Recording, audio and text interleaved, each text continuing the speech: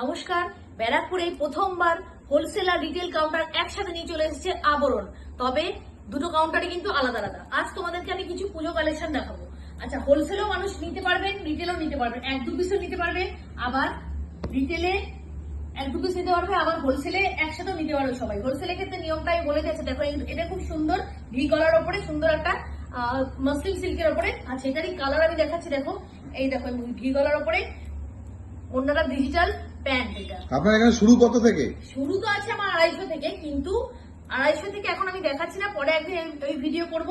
আর এগুলো হলো পুজো কালেকশন পুরো। দেখো, খুব দারুণ দারুণ গর্জিয়াস পুজো কালেকশন দেখাচ্ছি। আচ্ছা, অ্যাড্রেসটা বলে দিই। ব্যারাকপুর স্টেশনে এসে 4 নম্বর প্ল্যাটফর্ম দিয়ে বেরিয়ে জাস্ট রিটেল কাউন্টার হলো 4 নম্বর প্ল্যাটফর্ম দিয়ে বেরিয়ে জাস্ট হাঁটা পথে জাস্ট 150 থেকে 200 মিটার।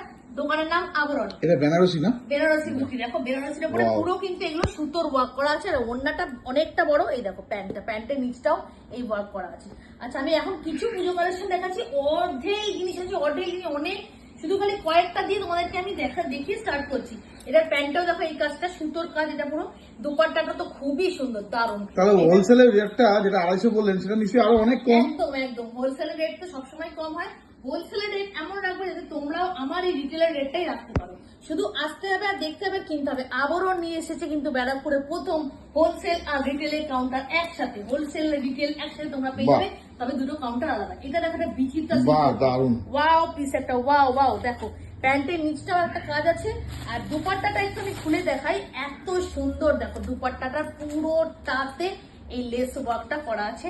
এর উপরেই কালার আছে। দেখো কত সুন্দর একটা কালার, খুবই সুন্দর বিচিত্রা সিল্ক, অপূর্ব সুন্দর। দেখো দারুন কালার গুলো। দেখো, এই প্যান্ট এন্ড এই দুপাট্টা।